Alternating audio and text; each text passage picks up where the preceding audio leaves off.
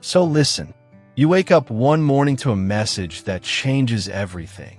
Maybe it's a job offer you'd long given up on, a bank alert you weren't expecting, or that one phone call that shifts your whole mood.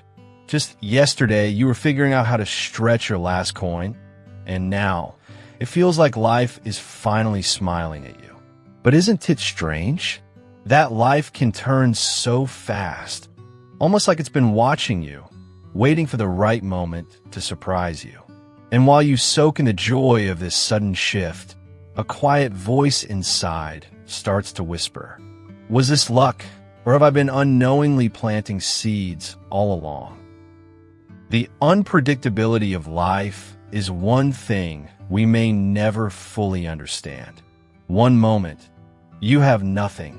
The next, you are surrounded by abundance. It's almost as if tomorrow is a mystical genie, showing up to grant wishes in the blink of an eye. But let's be honest, tomorrow doesn't always arrive with miracles in its hands. Not every life turns around overnight. In fact, it rarely does. The real point is this: tomorrow is filled with possibilities and breakthroughs, not because it is magical, but because today is often limited by where our minds stood the day before. The mystery of tomorrow is not embedded in time itself. It's rooted in our lack of foresight. When we wake up each day without a plan, without planting any seeds, we naturally view the future with uncertainty. We reduce tomorrow to a fog of wishful thinking rather than stepping into it with focused expectation. Yet we often forget, you cannot expect a harvest where you haven't sown. Things don't just happen. They respond to guided effort, what I call intentionality, not wishful magic. Take the animal kingdom, for instance. Animals begin each day with the hope of surviving until nightfall. Their lives are predictable. Wake, search for food, sleep, repeat. The only time they deviate from this routine is when survival forces them to adapt, either because of a predator's presence or human interference. But animals have a valid excuse. Their behavior is instinctual. They cannot reason, connect dots, or plan futures. For them, the next moment is truly a mystery. But you, yes, you, what's your excuse? You who can reflect on yesterday, strategize today, and dream of tomorrow. Why do you still treat the future like it's some unpredictable storm? Why do you sit and hope instead of planning and expecting? If tomorrow keeps catching you off guard, perhaps it's because today you've failed to prepare. I hear people say, you can't force things, or what will be will be. And sure, to some extent, life unfolds with its own rhythm. But make no mistake, everything that has been touched by human hands. The natural turns we speak of are often preceded by human manipulation, by effort, sacrifice, or strategy.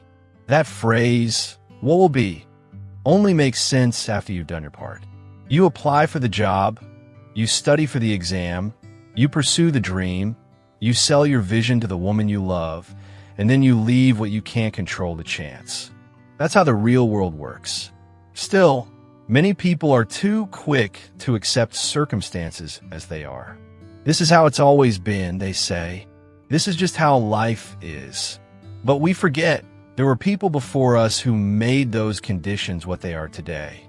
Sometimes we hold on to illusions because they make us feel favored or special, as though good things will find us simply because we exist or because of how we've chosen to exist.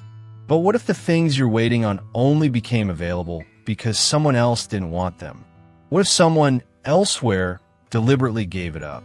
But what if they hadn't? Then you'd have nothing. That's why your waiting hasn't worked, because someone else who wants it just as much, or even more, is already moving with intentionality. One of the most life-altering truths I discovered came from my reading last year about the Berlin Conference of 1884. That's the very meeting where European powers gathered to partition Africa for their own gain. What shocked me most was how intentional the whole scheme was. They first drafted the map of the continent from the inside.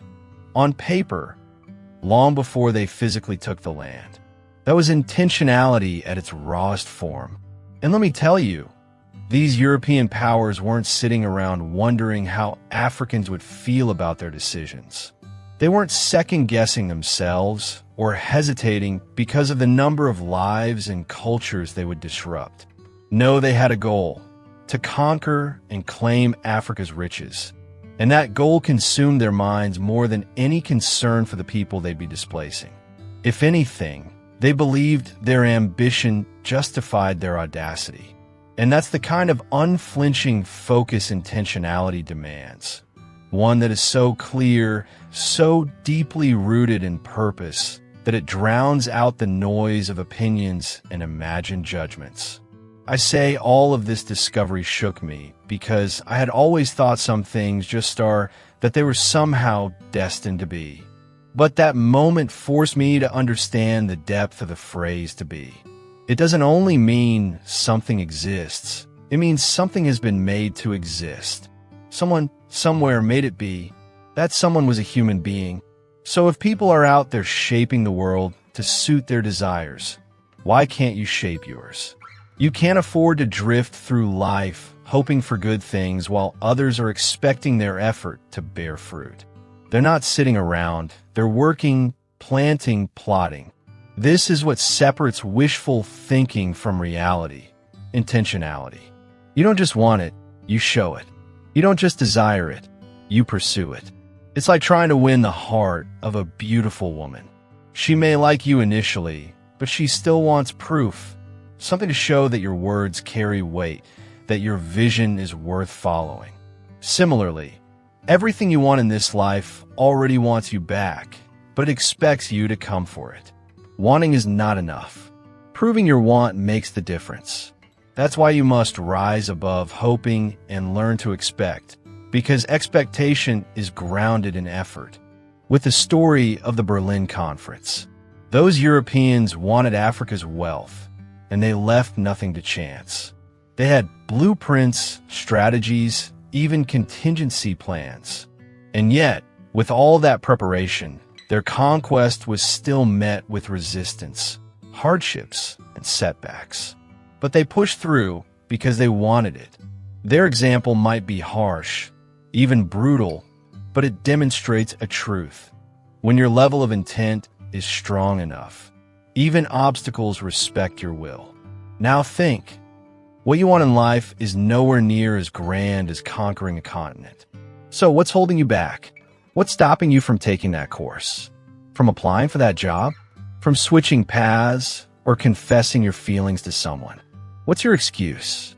If you don't approach your desires with determination, effort, and follow through, you will remain in the land of wishing, never graduating to the realm of fulfillment. Two men wake up with the same dream: to build something lasting. One waits, prays, and hopes that life will eventually hand it to him. The other rolls up his sleeves, takes the risk, learns the hard way, and builds brick by brick. Years down the line, one has a story of regret, the other a legacy. Same desire, same world. The difference? Intentionality.